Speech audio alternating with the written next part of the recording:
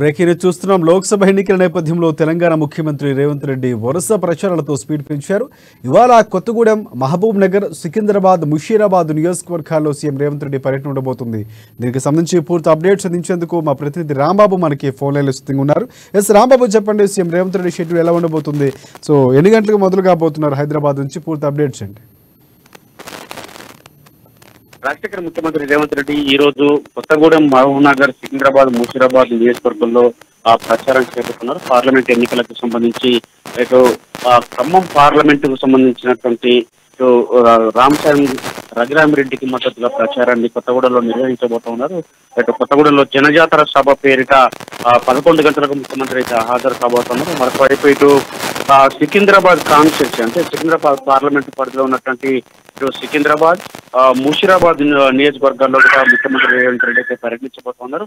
ఇటు 6:30కైతే Secunderabad corner meeting, అదేవిధంగా 8 గంటలకు ముషీరాబాద్ కార్నర్ మీటింగ్ లో ముఖ్యమంత్రి రేవంత్ రెడ్డి అయితే హాజరు కాబోతున్నారు. మరొక వైపు అత్యంత ప్రతిష్టాత్మకమైనటువంటి తన సొంత జిల్లాకు సంబంధించినటువంటి మహబూబ్ నగర్ లో కూడా ఈరోజు ముఖ్యమంత్రి రేవంత్ రెడ్డి అయితే పర్యటించబోతున్నారు.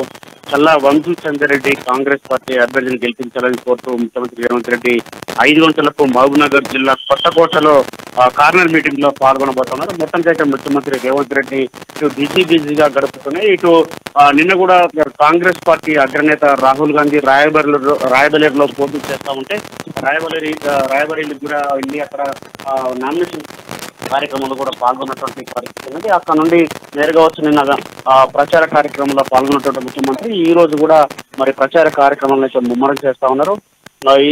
ఈ రోజు ఈ 3 కాన్స్టిట్యూన్సీల్లో ప్రచారం చేస్తున్నటువంటి ముఖ్యమంత్రి రేవంత్ రెడ్డి ఈ యొక్క 7 రోజులే ఇంకా మధ్యలో ప్రచారం ఉంది కాబట్టి ఈ ప్రచారంలో అన్ని పార్లమెంట్ పరిధిలో కూడా కవర్ చేసే విధంగా, ముఖ్యంగా సుమారుగా గత అసెంబ్లీ ఎన్నికల్లో ఏ విధంగానైతే 87 వరకు అసెంబ్లీ నియోజకవర్గాల్లో ప్రచారం చేసినటువంటి ముఖ్యమంత్రి రేవంత్ రెడ్డి ఈసారి కూడా అదే పద్ధతిలో ప్రచారం చేయాలని చెప్పేసి భావిస్తా ఉన్నారు. ముఖ్యంగా 17 పార్లమెంట్ పరిధిలో ఉన్నటువంటి అత్యధిక నియోజకవర్గాలను కూడా కవర్ చేయాలని చెప్పేసి ముఖ్యమంత్రి భావిస్తున్నారు. దాంతో పాటుగా ఇటు ఎమ్మెల్యేలు, డిసిసి అధ్యక్షులు, పార్లమెంట్ అభ్యర్థులు, వారితో పాటుగా మంత్రులు వాళ్ళందరూ కూడా ఇప్పటికే ప్రచార కార్యక్రమాన్ని ముమ్మరం చేస్తా ఉన్నారు.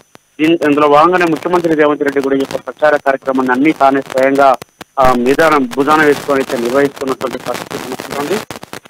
రేపటి నుండి ఇటు రాహుల్ గాంధీ కూడా, ఇటు సోనియా గాంధీ, ప్రియాంక గాంధీ కూడా ఈ యొక్క తెలంగాణ పర్యటనకు వస్తున్నటువంటి నేపథ్యంలో ఇటు భారీ ఎత్తున ఇటు కాంగ్రెస్ శ్రేణులను తరలించేందుకు అయితే పిసిసి అధ్యక్షుని హోదాలో ముఖ్యమంత్రి రేవంత్ రెడ్డి అయితే అన్ని ఏర్పాట్లు చేసుకుంటూనే తన యొక్క ప్రచారాన్ని కొనసాగిస్తూ 14 పార్లమెంటు స్థానాలు గెలిపే లక్ష్యంగానైతే పావులు కదులుతా ఉన్నారు.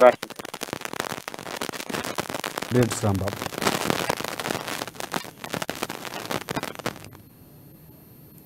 Right, thank you for updates Rambabu.